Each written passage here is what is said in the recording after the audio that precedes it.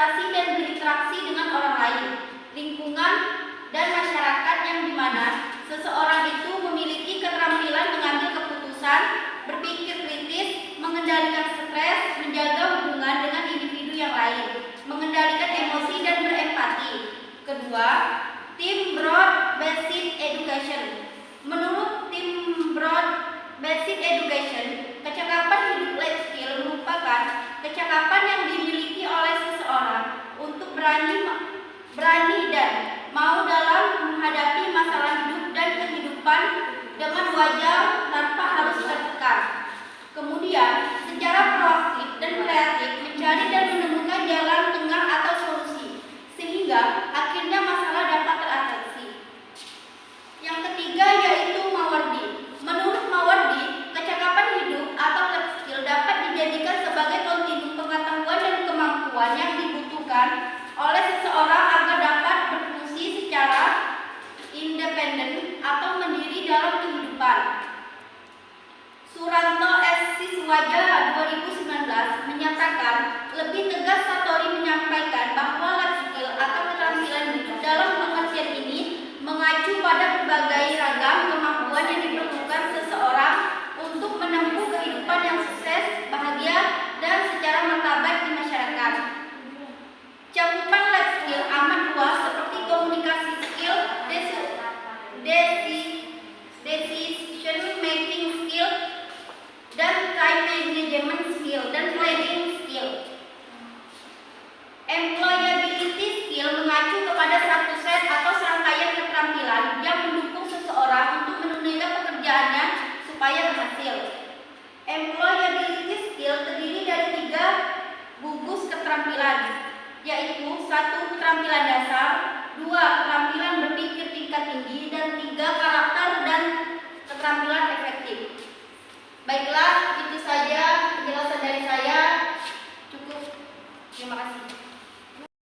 Assalamualaikum warahmatullahi wabarakatuh. Di sini saya akan melanjutkan materi dari Devina Kalisa, yaitu jenis-jenis pendidikan kecakapan hidup atau life skill.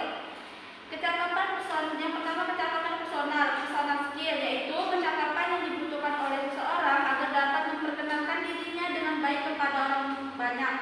Perilaku yang termasuk ke dalam kecakapan personal ini yaitu memahami diri atau kesadaran diri, dan kecakapan berpikir thinking skill. Yang kedua, kecakapan sosial, yaitu kecakapan seseorang ketika melakukan interaksi sosial kepada orang lain.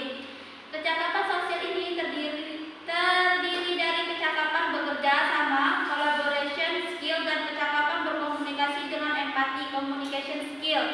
Yang ketiga, ada kecakapan akademik, yaitu kecakapan yang berkaitan dengan intelektual dan kemampuan berpikir secara ilmiah yang sebenarnya merupakan suatu perkembangan dari kecakapan berpikir secara umum, hanya saja lebih mengarah kepada kegiatan yang bersifat keilmuan.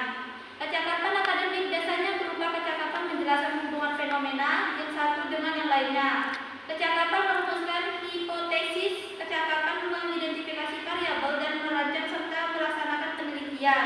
Yang terakhir yaitu kecakapan vokasional, yaitu suatu keterampilan atau kemampuan yang dihubungkan dengan berbagai macam bidang pekerjaan tertentu yang sudah ada di masyarakat.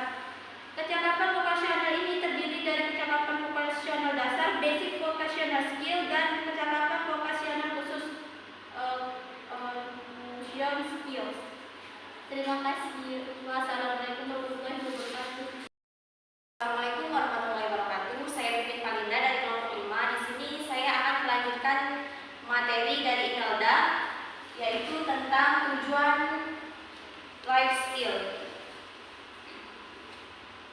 Di sini tujuan pendidikan kecakapan hidup atau life skill adalah untuk memberikan pengalaman belajar yang berarti bagi peserta didik yang sesuai dengan apa yang dibutuhkan dalam kehidupan sehari-hari, seperti fungsi sosial serta masalah-masalah kehidupan. Menurut Education Dictionary 2002 membagikan tujuan pendidikan kecakapan hidup ke dalam tujuan umum dan tujuan khusus. Yang pertama, tujuan umum, mengaktualisasikan potensi peserta didik sehingga dapat digunakan untuk memecahkan problem yang dihadapi. Yang kedua, tujuan khusus,